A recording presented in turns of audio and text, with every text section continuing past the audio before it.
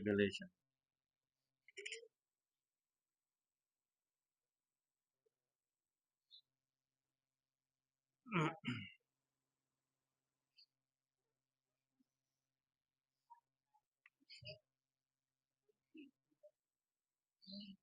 Revelation chapter 3, verse 11. Ako'y dumarating na madali. Panghawakan mong matibay ang nasa iyo, upang huwag-kunin ng sino man ang iyong putong. Sa English Bible, Sister Mila.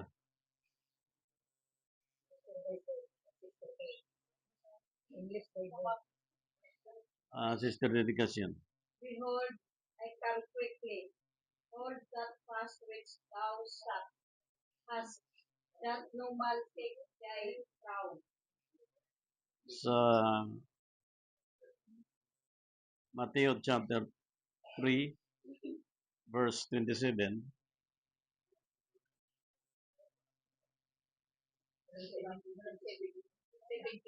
Chapter 3,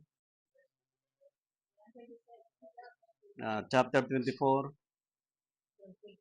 ng Matthew, verse 27.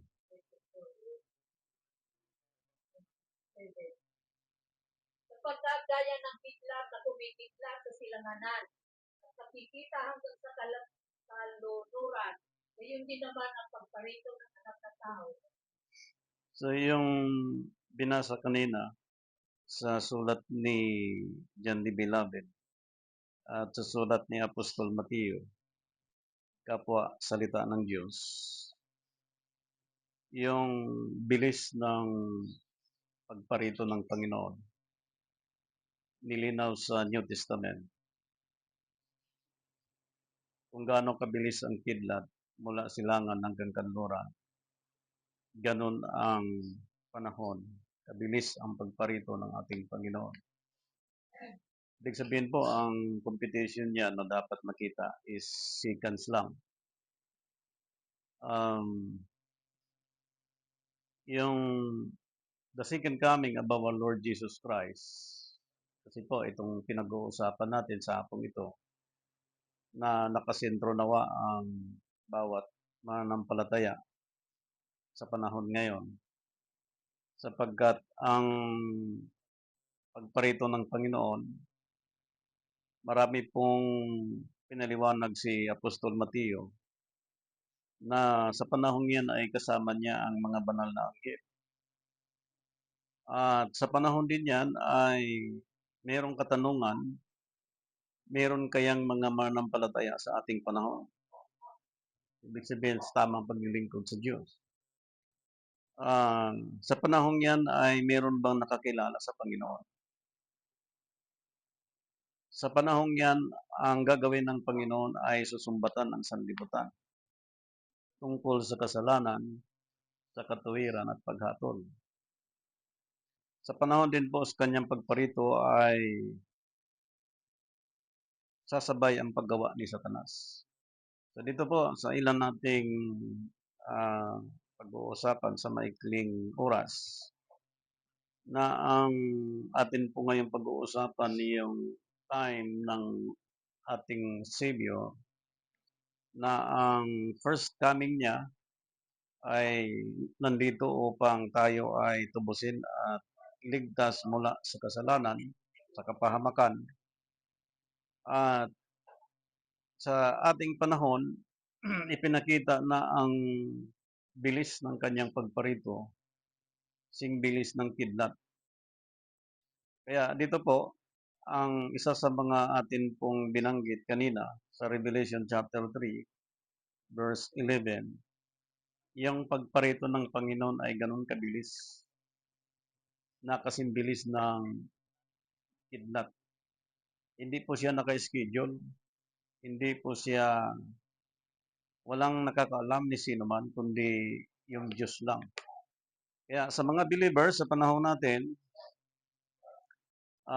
pinaalala sa lahat ng tao na maging maingat dito po sa salitang the coming of our Lord Jesus Christ or the second coming of our Lord Jesus Christ, sapagkat Ang second coming hindi lang po 'yan naka-design na kapag ikaw ay believers na, 'yun na po 'yun, hindi po. Ang second coming po ay nagtuturo sa kaunawaan tungkol sa paglilingkod sa Diyos, nagtuturo din kung paano maging banal ang isang tao, nagtuturo din kung paano ibalanse ang lahat ng bagay. At ang mga ito ay nakakilala din sa pagparito ng Panginoon kung ano po ang aral na mula sa Diyos biblically na ito po ay sinasampalatayanan ng mga tao. Maging sa atin pong pamahalaan, maging sa mga churches, maging sa anumang kaganapan sa ibabaw ng daigdig na ito. Kaya ang lagi po niyang ipinakita at nais natin pong basahin itong sulat ng Diyos sa chapter 24 ng Mateo. Simulan natin ng verse 3. Dito sa verse 3, makikita natin po yung atin pong binanggit kanina kung paano po ang pagkasulat. Chapter 24 ng Mateo, verse 3. Okay, simulan natin sa verse 3. At samantalang siya ay nakaupo sa bundok ng Olivo, ay nagsilakit sa kanya ng bukod ang mga alagad na nagsisipagsabi, sabihin mo sa amin, kailan mangyayari ang mga bagay na ito? At ano ang magiging tanda na iyong pagparito at ng katapusan? So, bago magpatuloy, yan ang tanong ng mga alagad sa Panginoon. At sinagot na po yan sa sulat ni Apostol Mateo na sa panahong yan ay walang nakakaalam, ni anghel ni ang anak liban sa Ama. Ngunit pakinggan natin ang sagot ng Panginoon doon sa tanong ng mga apostol. Verse 4. At sumagot si Jesus at sinabi sa kanila, mag-ingat kayo na huwag kayong mailigaw ni naman. Mag-ingat kayo na huwag kayong mailigaw ni naman. Ibig sabihin, mayroong gumagawa upang iligaw ang ninuman.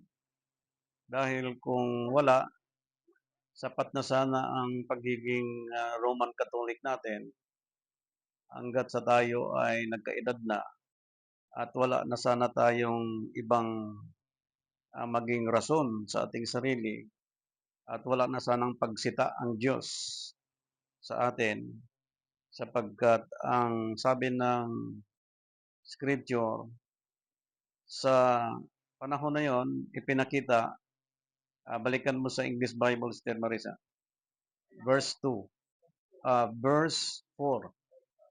And Jesus answered and said unto them, take heed that no man deceive you. At sumagot si Jesus at sinabi sa kanila, mag-ingat kayo na huwag kayong mailigaw ni naman. Yan. So, ibig sabihin po, sa individual na mga believers in God through Jesus Christ, kailangan meron siyang Bible. Meron siyang panahon para panalangin. Meron siyang panahon para lumuhod. Meron siyang panahon para makausap niya palagi ang Diyos. At dito po sa binasang ito, sa paliwanag ng ating Panginoong Jesucristo, meron siyang binanggit na isang parable. Sa verse 5,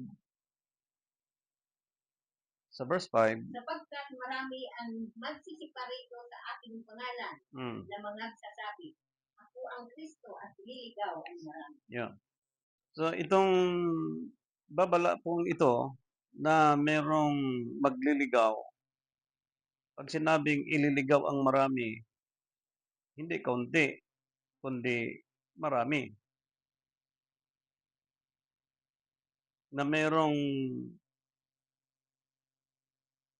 pagpapakilala na siya ang Kristo, ang ililigaw nito ay marami.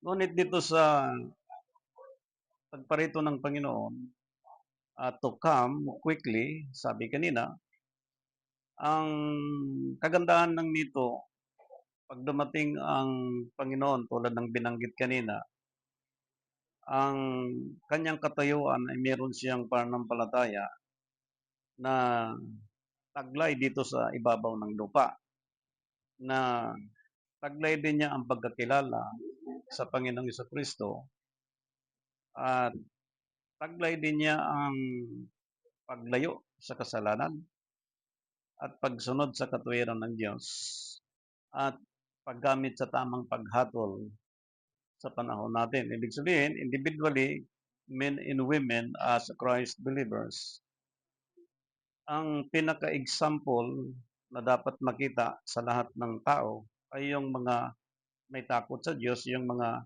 naglilingkod sa Panginoon.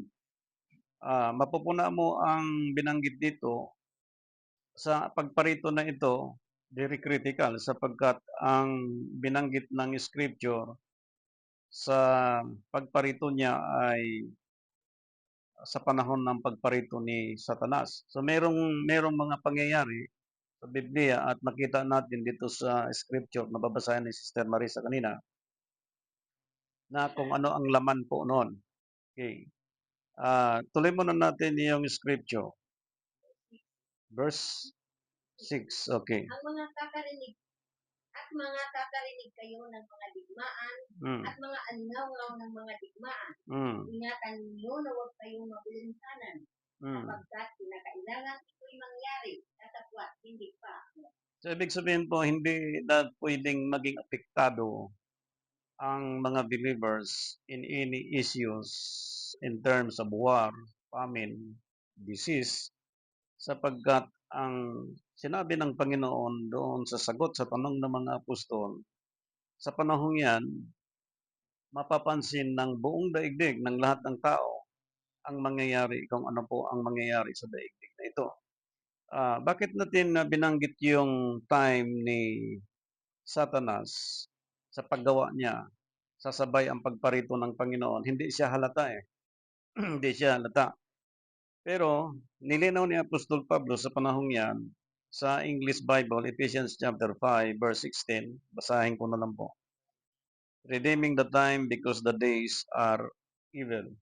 So pag sinabing days are evil, starting today, those believers in our time, bukas, isang linggo, isang buwan, isang taon, sa ilang taon siya nabubuhay sa ibabaw ng daigdig na ito, those days, no, individually, pag nabasa mo ang Ephesians chapter 5, verse 16,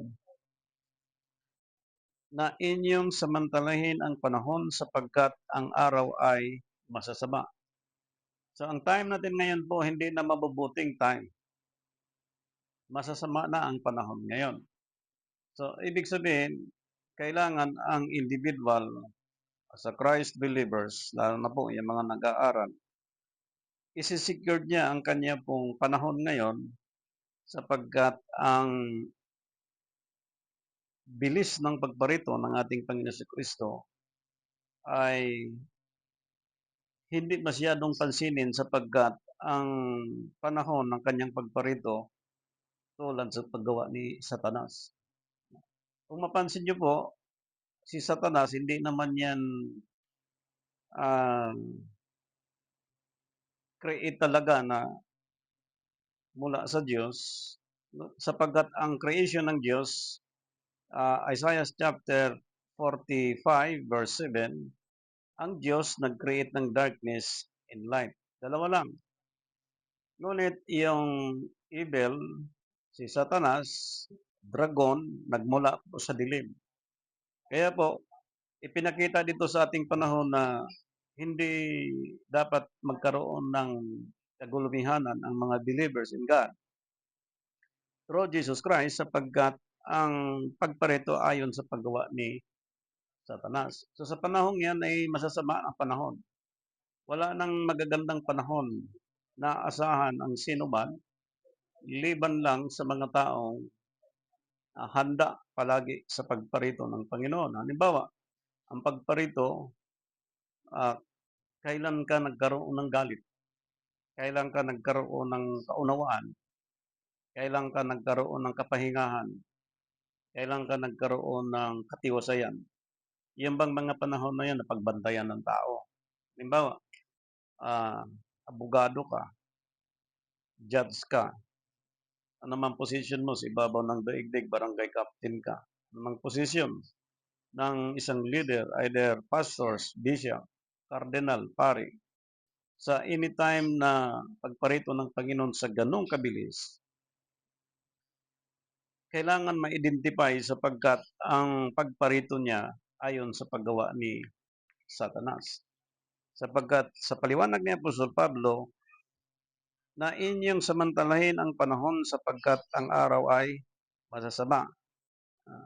Itong time natin ngayon, whether you like it or not, after 10 years, yung next generation talagang palala ng palala na po, mga kapatid. Kaya hindi na ito biro ang pangyayari sa panahon natin if we talk the second coming of our Lord Jesus Christ. Okay.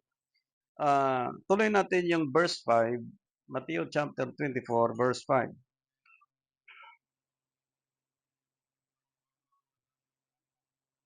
Basahin natin sa Tagalog.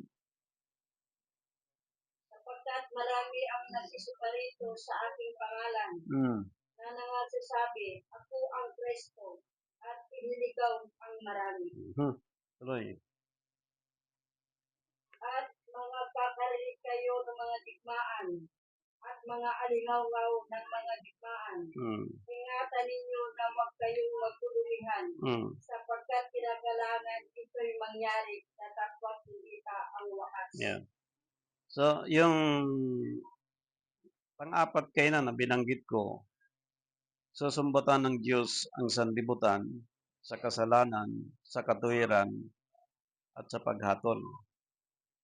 Yung war na mangyayari ayon sa pagkabasa sa Scripture, yung kasalanan at katuwiran, itong paghatol na ito, mapanganib po yung mga huwis, mga judge, mga abogado, na hindi po nila magamit ang tamang paghatol ayon sa itinakda ng batas. Mapanganib din po sa panahon natin, if we talk religious, ang katuwiran ng Diyos. At lalo na po sa kasalanan. Sapagkat ngayon, ang karamihan po naglilingkod sa Diyos pero hindi admitted na siya ay maging banal. Pagka ganun po ang katwiran, bagamat may pinaliwanag si Apostol Pablo na walang matuwid ni isa, lahat nagkasala. Yes, before Christ, but if you are in Christ, okay, the coming of the Lord, pinahanda lahat po sapagkat dito, ang kasama ng Panginoon ay mga banal na anghel. At dyan sa binasa na yan, internationally, ipinakita dyan sa verse 3, verse 4, at verse 5. Tapos anong verse ka na ngayon? Verse 6. Verse 7. Sapagkat magsisitindig ang bansa laban sa bansa. At ang karian laban sa karian. Yun na. At mga kaagutong at lilindog sa iba't ibang dako. Tuloy. Datapwat ang lahat ng mga bagay na ito ay siyang pasimula ng kahirapan. Lahat ng mga bagay na ito ay siyang pasimula ng kahirapan. Ngayon, kung kailan nagsimula ang kahirapan hanggang ngayon, ang payo kanina, huwag kayong magulumianan. Ibig sabihin, ang mga Christ believers, hindi na pinag-uusapan yung kahirapan yan. Sapagkat hindi na tayo at sila involved at apektado sa ganong kahirapan. Tanong, bakit maraming mga believers na apektado niyan? Dito ngayon magkaroon ng hulihan sa second coming of our Lord Jesus Christ, sapagkat may payo na huwag magulimayanan, ngunit may tao pa na nag-double mind tungkol dito. Kaya hindi mapapansin natin na ang bilis ng kanyang pagparito, doon makita natin individually sa ating sarili, maging sa grupo ng bawat grupo, na lalo na bumibilang ng mga libo, milyon, na kapag ikaw leader, hindi ka makatiyak na yung grupo mo ay may ganong pamumuhay na may kabanalan at yung grupo mo ay hindi apektado sa anumang pangyayari sa ibabaw ng daigdig na ito. Sapagkat ngayon, hindi punado ng tao ang usapin yung second coming of our Lord Jesus Christ sapagkat hindi nga kilala siya eh.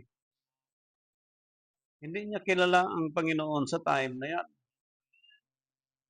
Sa pagkakilala ng tao sa isang tao, pag nakita mo at natanda at nakilala mo, doon mo masabi, ay siya yan. Pero sa panahon natin, spiritually, hindi mo napapansin. Hindi napapansin ng tao. Ang alam ng tao, there is how many thousands of churches, pero hindi alam ng tao kung ano yung mga church na yun at sino yung mga taong yun. Halimbawa, sa binasa ng scripture kanina, sapagkat pinakita ng verse 6 at puntahan muna natin ang sulat ni Apostol Mateo in chapter 1, verse 20.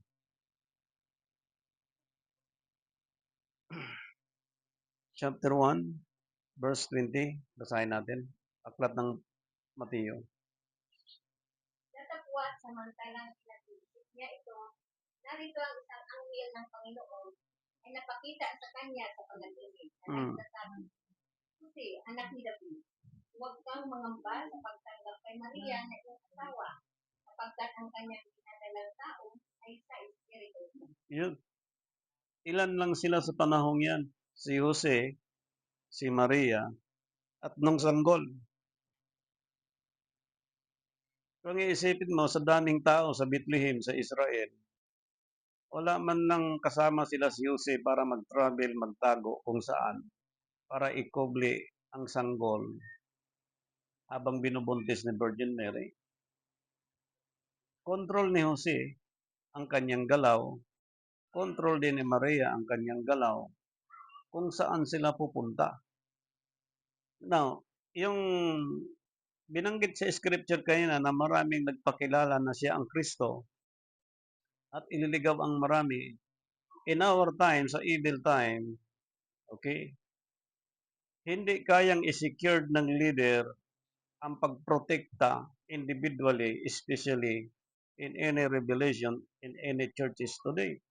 Sapagkat ngayon, experience natin na maraming mga revelation na dumarating, maraming mga understanding, mayroon ng pagtupad sa mga churches, after 2 years and 3 years, nababago.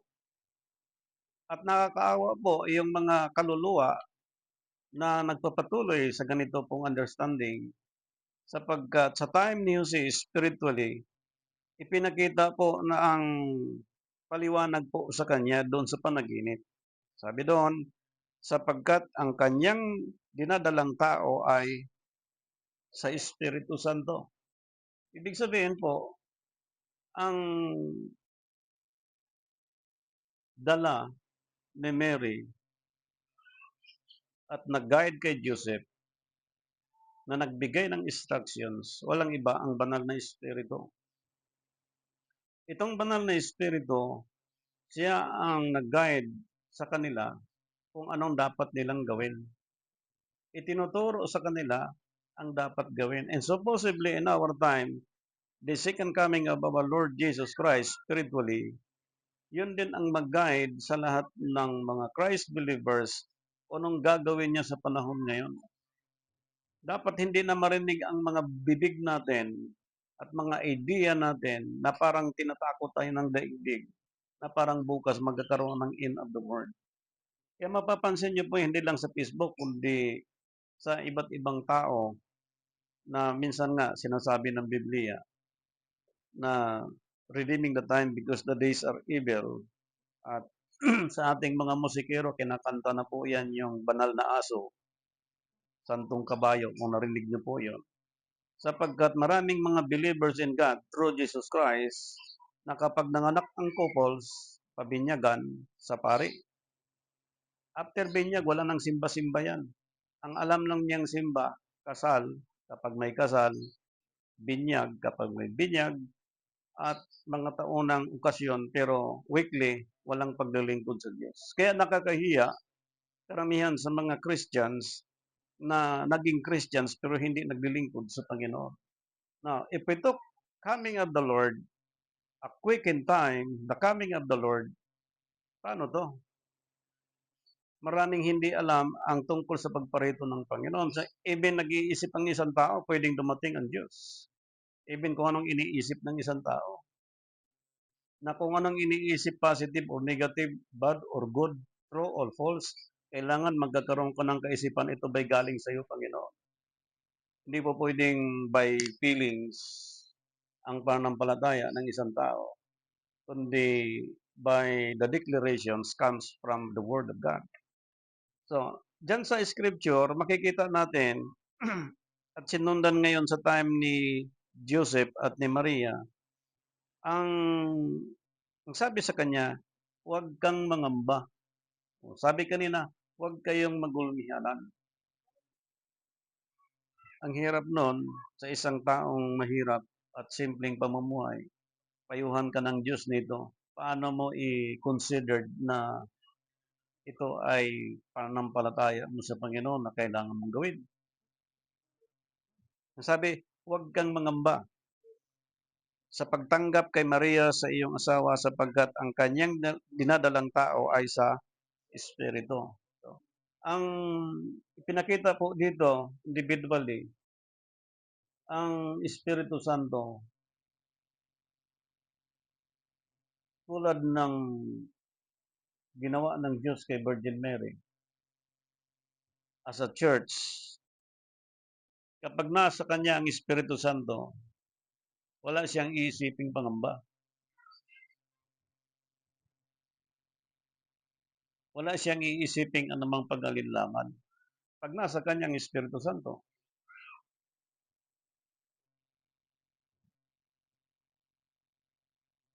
At pinakita dito sa Scripture, yung talata, susundan natin. Sa chapter 1, verse 24. At nagbangon si Jose sa kanyang pagkakatulog. At ginawa niya ang ayon sa ipinagtuto sa kanya ng anghel ng Panginoon. At tinanggap sa kanyang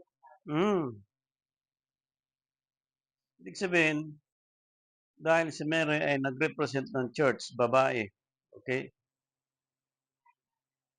Nang tinanggap ni Jose, si Mary, meron bang balita na hiniwalayan, naghiwalay si Jose at si Mary? Di ba wala? Now, if individually ay nakatanggap ng Espiritu Santo mula sa Diyos, maalis sa kanya ang paggulamihanan na yon. Aalisin sa kanya ang pagiging magulamihanan na yon. Sapagkat sa time ni Joseph, dinanas din po niya. At noong siya ay kinausap ng Diyos, magitan ng panaginip, naintindihan ni Jose kung ano ang nasa tiyan ni Virgin Mary. At naintindihan ni Jose kung sino po ang nag-guide sa kanila habang sila ay pumaron at pamarito. At dito sa binasa ngayon, sa English Bible, then Joseph being raised from his sleep, did as the angel of the Lord had bidden him. Siya yung anghel, napakahalaga sapagkat binanggit na yung scripture, dyan sa binasa ngayon sa Matthew chapter 24, ang kasama ni Christ, kanyang pagparito, ay mga banal na anghel. Ang kumausap kay Jose, anghel, na galing sa Diyos. Kasi pag sinabing spirito, angel, spirit, lahat yun galing sa Diyos.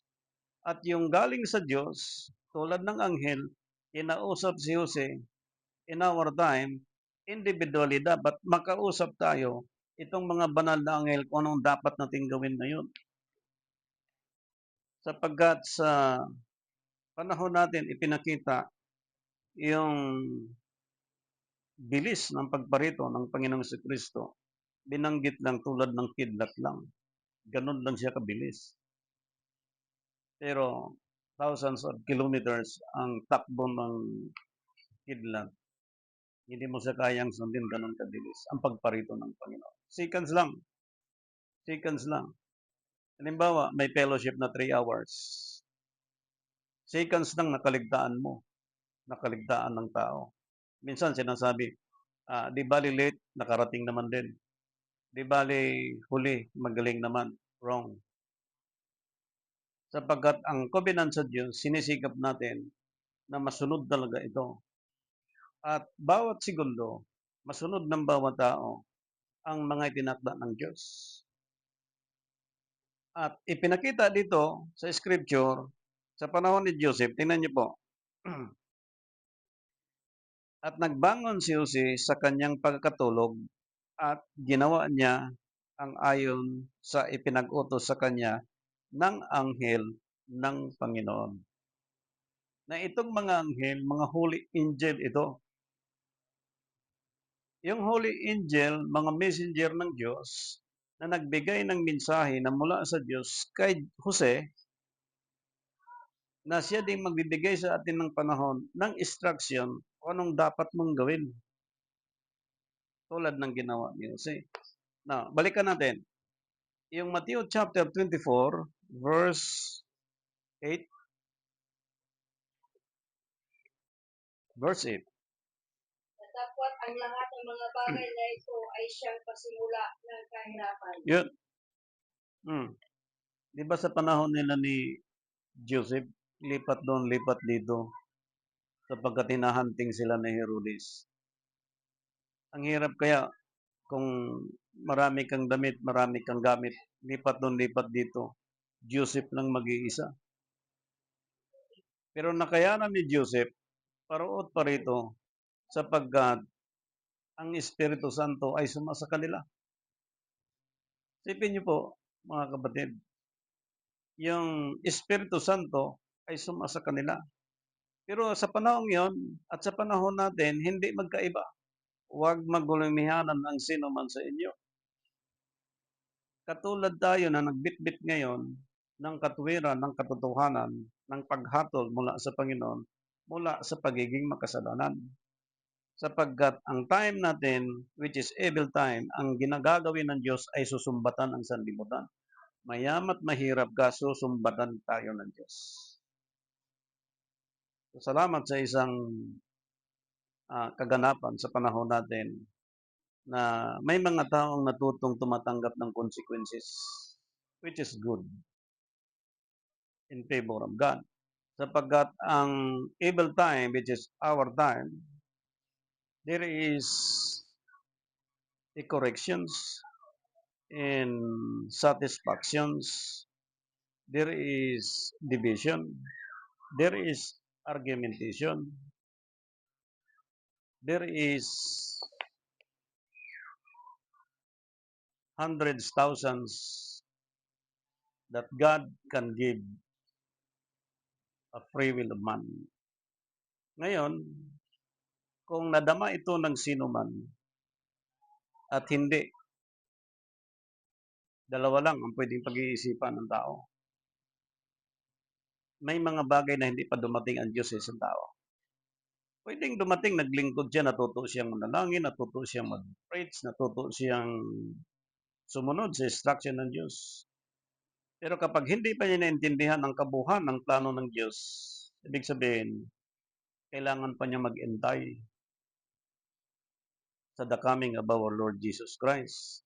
But if they are claim na ang Panginoon ay dumating na, pero hindi naintindihan niya, sapagkat maraming ngayong pangyayari tulad ng binanggit natin, bakit hindi naintindihan? Kasi ganito po, ito ay hayag sa lahat ng mga churches, especially sa mga professors, na ang pagdating sa kalendaryo, ang pinag-uusapang original calendar is Hebrew calendar.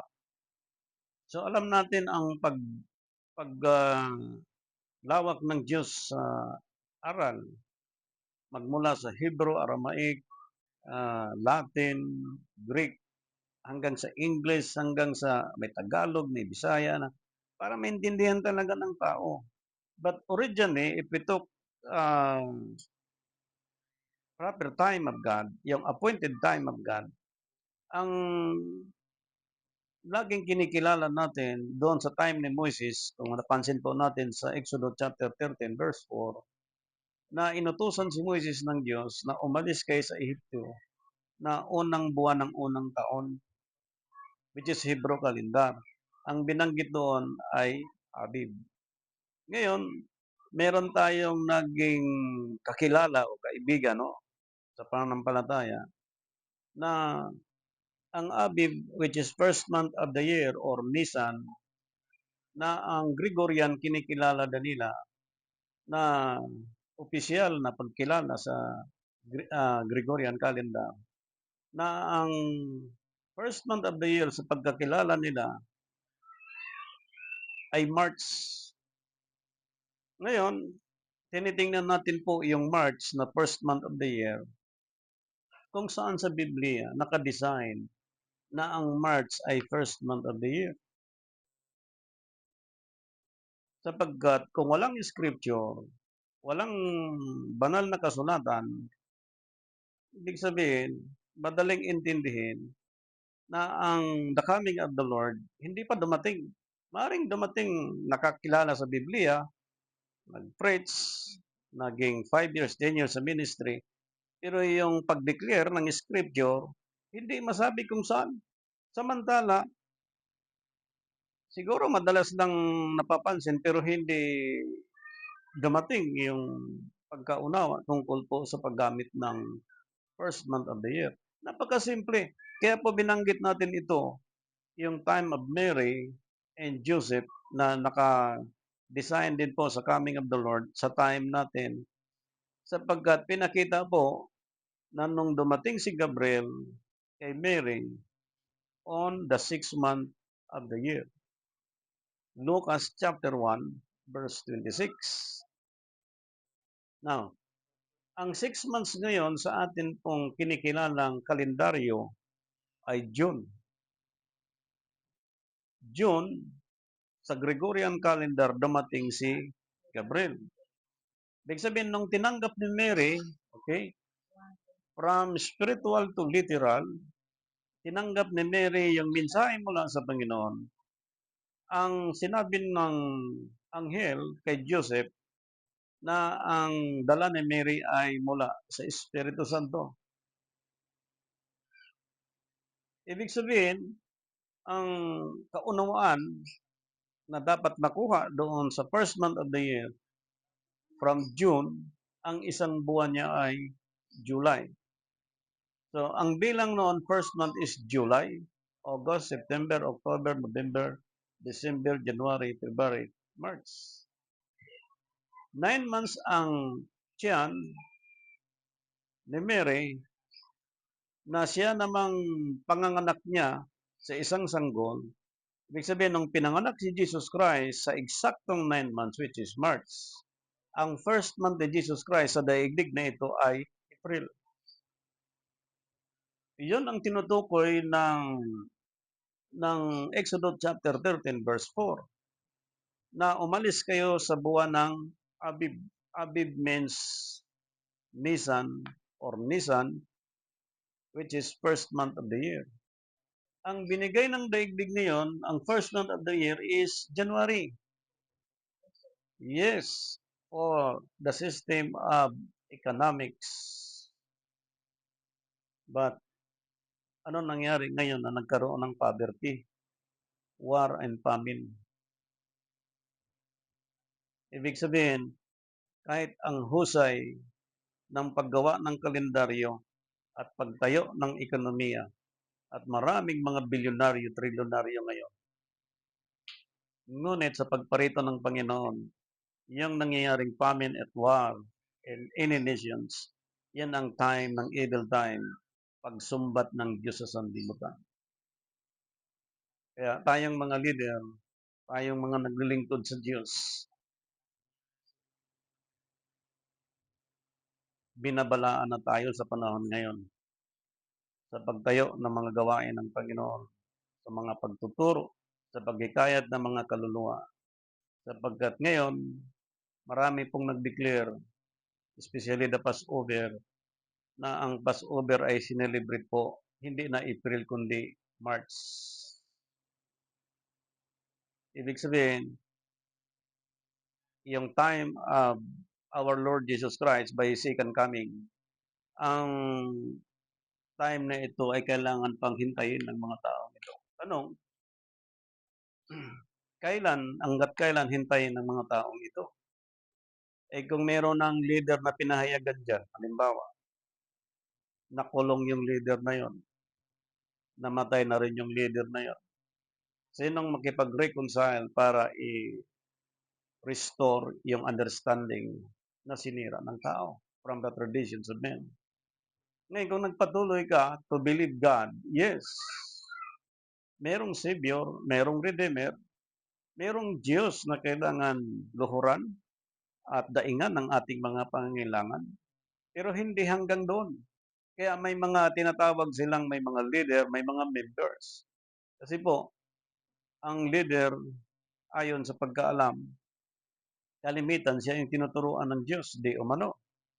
At member ng church, kung bumibilang ito ng 100,000s, million, ang malaking tanong, hindi ba ito kabilang sa pagkaligaw? Sapagkat may babala ang Biblia, bula ang pastor, bula ang guro, bula ang Kristo. Ililigaw ang marami. Ibig sabihin, pag sinabing marami, hundreds, thousands, and millions. Kaya hindi ka magtaka na yung binuo ni Kristo, 12 lang. Doon sa 12, isa lang yung bumagsak, si Judas. Eh ngayon kung meron halimbawang thousands, millions of followers in any churches today, how can you determine your group is to live like Jesus Christ? No leaders can control. Any leaders cannot control of their members anymore. So sa atin po, as a Christ believers, sa coming of the Lord, hindi tayo nag-close ng sino man na mabahagi na ng salita ng Diyos.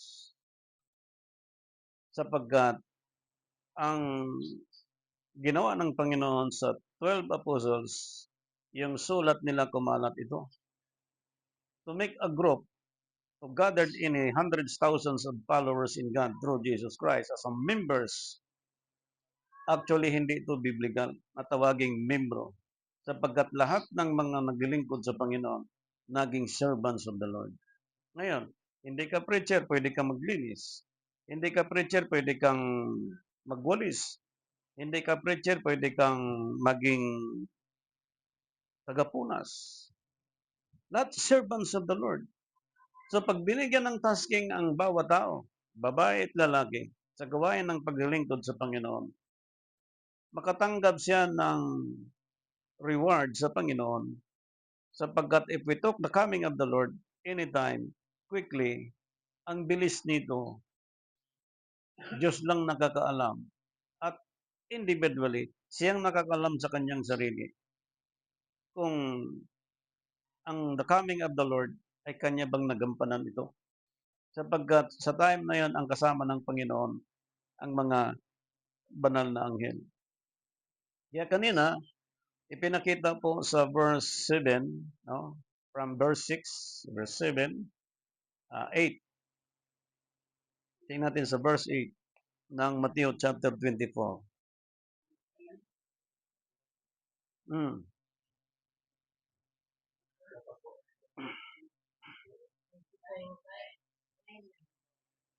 Mm. Kung kapag kayo ibibigay kayo sa kapaghatian, at kayo'y papatayin, kayo'y papuputan ng lahat ng mga bansa dahil sa ating pangalan.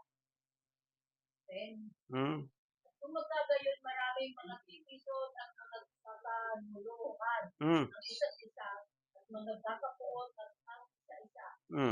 Nangyari na kaya sa panahon ngayon yan? Nangyari na. Tungkol sa, hallelujah.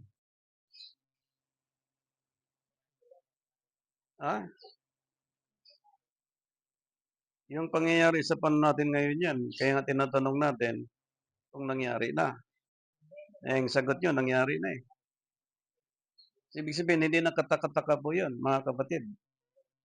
Ng ginawa ng tao, ginawa ng sino man at nangyari at ginawa niya 'yon, yung ating pinag-uusapan ngayon, 'yan ang, binanggit ng Scripture. Okay, tuloy mo dun sa sunod na Scripture. Ang pagsisibangon ng maraming bulaang bisita at kanilang nililigaw ang marami. Mm, Well, at dahil sa pagsadasadanang ng katampalasan, ang Katampanasan. pag-ibig ng marami ay lalamig. Mm, Kasi datapwat ang magtitiis hanggang sa wakas ay siyang mm. maliligtas. Isipin niyo po, pag ang pag-ibig sa isa't lalamig,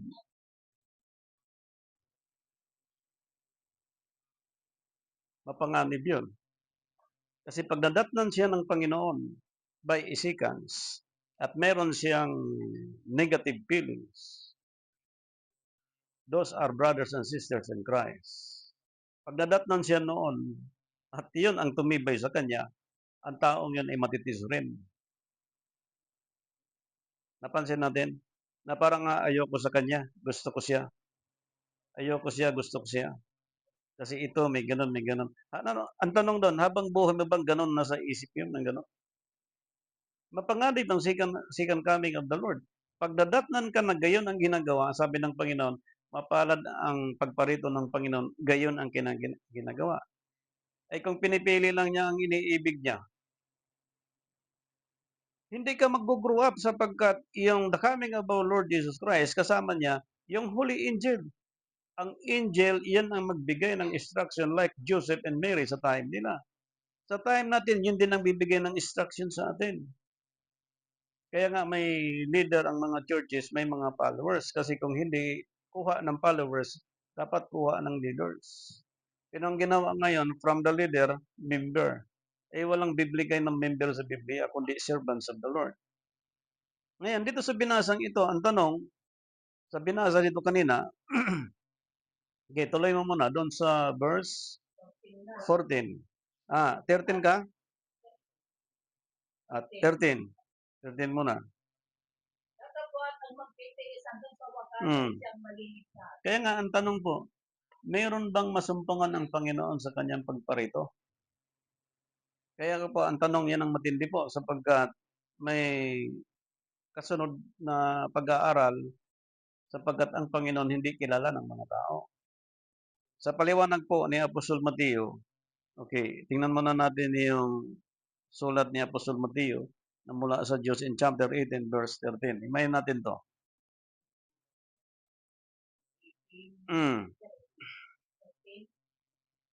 18:13. At kung mangyaring masumpungan niya ay katotohanan, sinasabi ko sa inyo na magagalak na higit dahil dito kaysa siyam na hindi nangatigaw. Sino ba tinutukoy dito? Di ba merong isa sa 99 plus 1 equals 100? Oh. Alin ang mahalaga sa Panginoon? Di ba yung isa?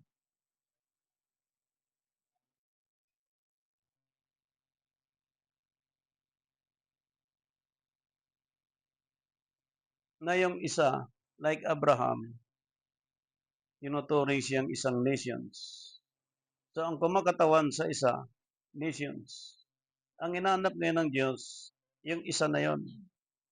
Na yung isa na yon, sa kanyang pagparito, sa ganong kabilis, ipinakita po dyan sa pagbabasa ngayon. Sundan mo sa sunod na verse. 14.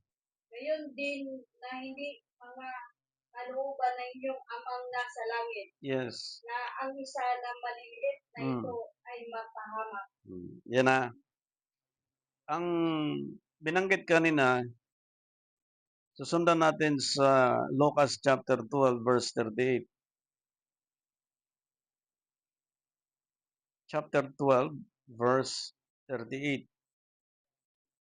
At kung siya dumating sa ikalawang pagpupuyat o sa ikatlo, at masumpungan sila na gayon, ay mapapalad ang mga alipin yaon. Di ba? dinisign sa Biblia, yung 4th watch, hapon, gabi, daling araw at umaga. Oh. Kung masupungan siya, sabi sa script, sila sa gayon ay mapapalad ang mga aliping yaon. Dumating siya ng gabi, dumating siya ng hapon, dumating siya ng daling araw, umaga, sa kalooban ng Diyos, masumpungan ang bawat isa ng gayon.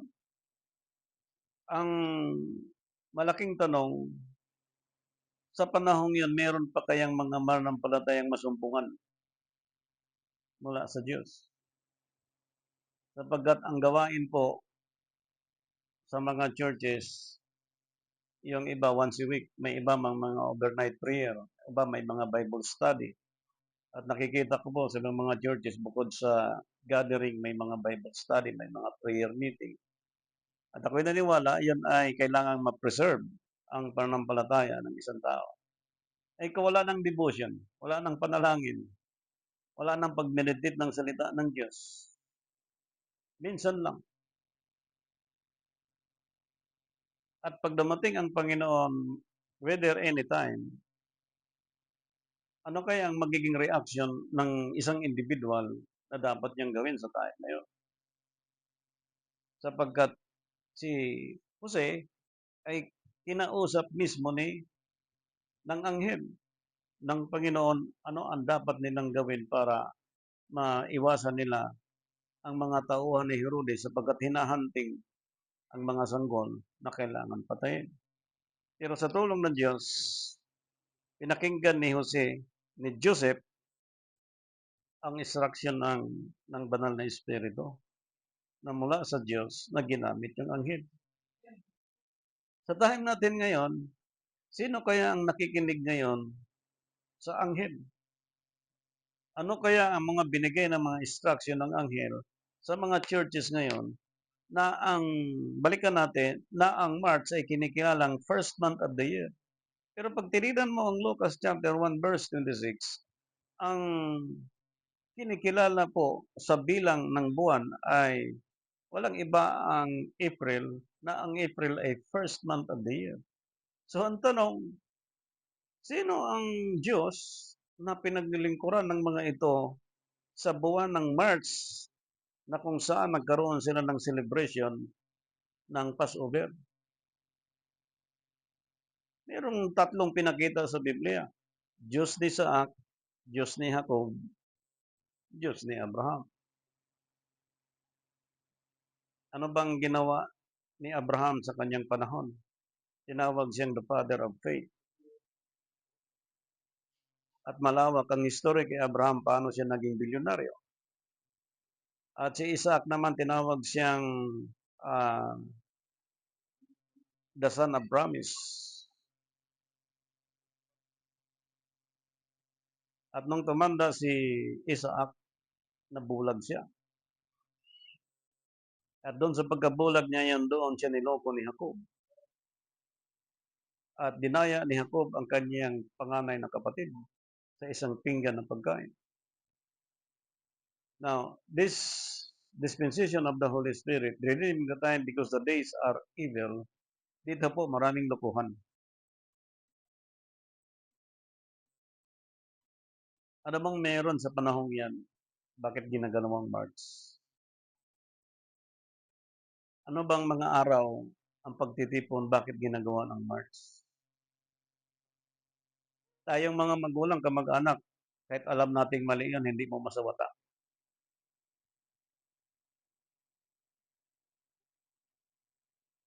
Dahil ang nasa isip ng maraming tao, especially the Christians, sa Diyos naman yan, okay lang. Kasi naisip natin, ang stepping stone of time, pwedeng dinanas mo ang mali in 10 years. After 10 years, bubuksan ka sa katotohanan ng Diyos. Pero lahat ng failure mo, yan ang magiging gain. Yan ang magiging lesson. Yan ang magiging experience. At mula sa mali, dadaling ka ng Diyos sa tama at doon mo makikita ang iyong sarili. If we took the coming of the Lord or second coming of the Lord, mapapansin mo, meron kang pananampalataya at nasumpungan ka sa Panginoon. na may ginawa kang pagsunod sa anghel ng Diyos. Pag may ginawa kang pagsunod sa anghel ng Diyos, ibig sabihin pinakinggan mo. Tulad ni Joseph na pinakinggan niya ang sinasabi ng anghel mula sa Diyos. Saan galing instruction sa Diyos? Very successful ba ang ministry ni Joseph at ni Mary? Yes. At dito ipinakita po sa salitang, sa pagparito niya, sundan mo muna yung isang scripture doon sa binasa kanina. Verse 39. Datapwat talastasin ninyo ito na kung nalalaman lamang ng puno ng sambahayan kung anong oras darating ang magnanakaw, siya'y magpupuyat at hindi mapabayaan sirain ang kanyang bahay. Kung nalaman. Okay. Tuloy. Kayo rin naman ay magsighanda. Sapagkat sa oras na hindi ninyo iniisip, ang anak ng tao ay darating. Yes. Ang anak ng tao ay Darating. anong klaseng paghahanda? Ang paghahanda, yung i-correct yung tamang buwan, tamang celebration. Ngayon, sinong magtuturo para ihanda? Kung yung naghanda ay patay na, at yung nagpatuloy, iba na po ang paghahanda. Di ang pag sinabing handa sa pagkain po, hindi na po sagrado ang kinakain yan. Eh ngayon, kung napansin mo, isang bata na nagsubo ng pako sa bibig, anong gagawin mo? Di pipilon mo yung kamay. That is literal. Eh dalawang kasi sa binanggit sa 1 John, may kasalanang ikamamatay, may kasalanang hindi ikamamatay. Yung pagkakasala ng isang tao sa laman, may kapatawaran. Ngunit sa espiritu, walang kapatawaran. Kaya mabigat po yung mga leader sa panahon ngayon. Kung sino ang mga leader sa panahon ngayon. Sapagkat kung ano ang magiging ending ng bawat sino man sa pagparito ng Panginoon na wala siyang mansumpungan na may ganong paninindigan at walang pagkakilala doon sa mga banal na anghel, ang mapapansin mo po, hindi kilala ng tao ang Panginoon sa coming of the Lord. Ang sabi ng ating Apostol Pablo, 1 Corinthians chapter 2 verse 16, ito pong sabi niya, tungkol po dyan.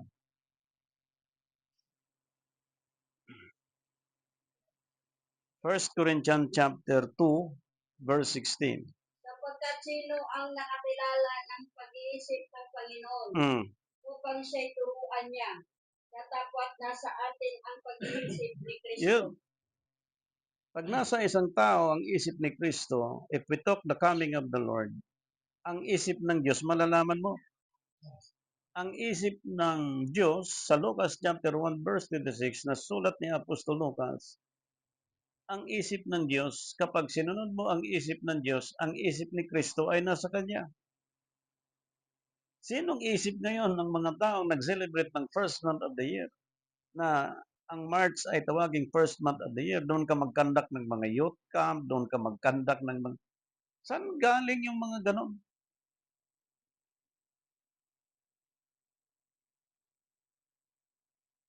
At hindi pwedeng sabihin ng tao, hayaan mo kasi kanina, hindi po pwede yun. As long as you are under Jesus Christ, or you are Jesus Christ believers, hindi mo masasabi na ang church ay kayo, inyo yan, registered yan. As long as you are in Christ, you have no power and to accept